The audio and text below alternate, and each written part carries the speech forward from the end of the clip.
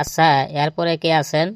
আচ্ছা পল্টু সাহেব, বলেন তো, ডাক্তার আসার আগেই রুগী নার্সকে দেখে সুস্থ হয়ে গেল, এটি কোন কালের উদাহরণ? স্যার, এটা হয়েছে গিয়া যৌবনকালের উদাহরণ। আচ্ছা পল্টু, বলো তো মানবতা কাকে বলে? অথবা তুমি করেছো, ভালো একটা মানবতার উদাহরণ দাও তো। এই তো স্যার, আজকে বিলের পাশ দিয়ে স্কুলে আসার সময় দেখলাম একটা মাছ পানিতে মারা যাইতেছে। সেই জন্য আমি মাছটারে বাঁচাইবার লাগিয়া পানির থেকে তুলে মাটিতে ফালাইয়া রাখলাম। তারপরে দেখি মাছটা খুশি ঠেলায় লাফাইতেছে। তো স্যার, এই যে আমি মাছটারে বাঁচাইবার লাগে একটা মহান কাজ করলাম, একেই বলে মানবতা। কিরে দোষ, শুনলাম তুই নাকি সকাল থেকে কান্না করতেছিস, কে কি হয়েছে তোর? আর কইস না দোষ, সকালবেলা এত বড় একটা ইটের লগে উষ্টা খাইছি। আরে আজব তো, তাই বলে তুই এত বড় একটা ছেলে হয়ে কান্না করবি? আরে হালার পোহালা, তুই কি বুঝবি? এই শীতের দিনে একটা ইটের লগে উষ্টা খাওয়া আর প্রেম করে 100টা ছাড়া খাওয়ার থেকে বেশি কষ্টকর।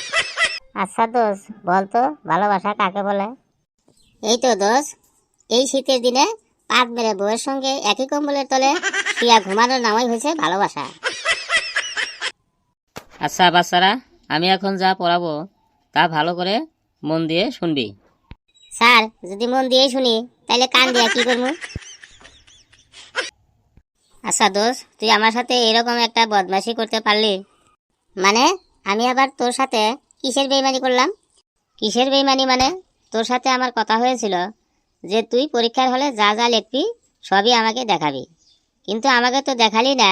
উল্টা তোর পিছনের সিটে বসা মেয়েটা তোর কাছে দেখতে চাওয়া মাত্রই তুই পুরো খাতাটাই দিয়ে দিলি।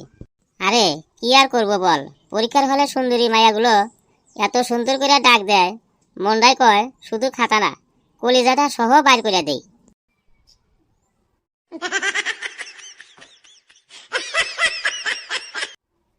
কিরে দোষ, আজকে সারাদিন কি করলি? কি আর করবো, শীতের মধ্যে কিছু ভালো লাগে না, তাই শুয়ে শুয়ে একটা হিন্দি মুভি দেখলাম। ও তাই নাকি, তা কোন মুভিটা দেখলি? এই তো কাশেম তুই পিয়ারা খা। আরে শালা বলদ, ওটা কাশেম তুই পেয়ারা খা না, ওটা হচ্ছে কসম তেরি পেয়ার খা। কিরে বল্টু, শুনলাম তুই নাকি চুরি করা শুরু করছিস। পৃথিবীতে এত এত মহান পেশা থাকতে তুই চুরি বিদ্যাটাকে কেন বেছে নিলি? আর কইস না দোষ, ছোটবেলায় আব্বাই আমারে কইছিল যে বড় হইয়া এমন একটা কিছু করবি যাতে সবাই তোর পিছনে দৌড়ায়। এর লেগাই আজকে আমি চোর হয়েছি। কিরে বল্টু, তুই তো শীত আসার থেকে একবারও গোসল করিস নাই, তো আজকেও কি গোসল করবি না? না বাবা, আমি মনে মনে গোসল করে নিছি। মনের গোসলই হইল গিয়া বড় গোসল। আর আমার মনটা একদম পরিষ্কার বাবা, মন পরিষ্কার থাকলে গোসল না করলেও চলে। ঠিক আছে বাবা, ঠিক আছে।